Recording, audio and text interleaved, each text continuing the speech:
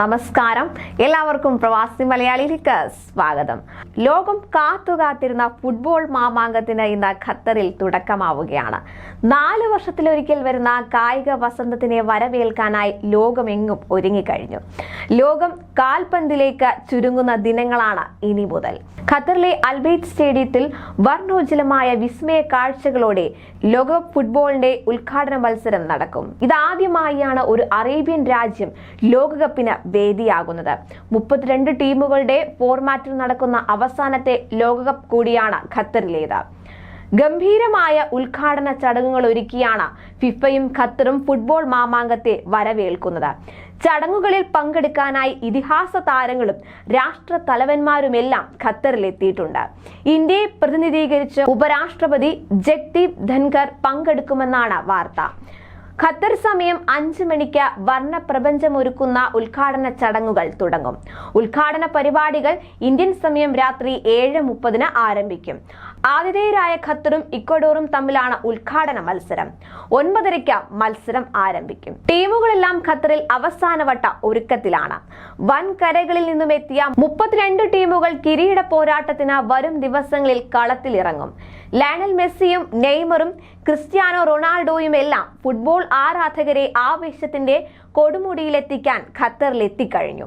യോഗ്യതാ മത്സരങ്ങൾക്ക് ശേഷം അവസാനവട്ട സന്നാഹവും പൂർത്തിയാക്കിയാണ് ടീമുകൾ കിരീട പോരാട്ടത്തിനായി ഇറങ്ങുന്നത്.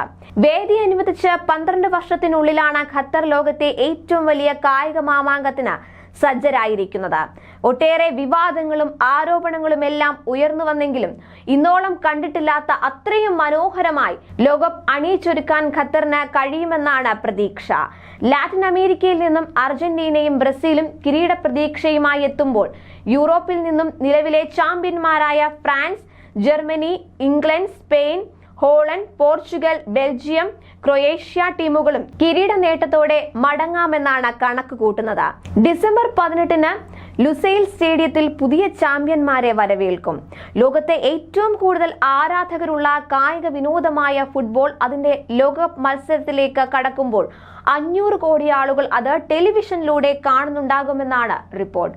ഖത്തർ ലോകകപ്പ് ശരിക്കും പറഞ്ഞാൽ മലയാളികളുടെ ലോകകപ്പാണ്. ബാൾ പിക്കർമാർ മുതൽ ഉന്നതതല സംഘാടക സമിതി ഓഫീസിൽ വരെ മലയാളികളുടെ സാന്നിധ്യമുള്ള ആദ്യത്തെ ഫിഫ ലോകകപ്പ്. യൂറോപ്പിലുടനീളം ഖത്തർ വിരുദ്ധ പ്രചാരണങ്ങൾ നടക്കുമ്പോൾ ഖത്തറിന്റെ തെരുവോരങ്ങളിൽ ലോകകപ്പിന്റെ ആവേശം വാനോളം ഉയർത്തി ഉത്സവ പ്രതീതി തീർത്തിരിക്കുകയാണ് മലയാളി ആരാധക സംഘങ്ങൾ.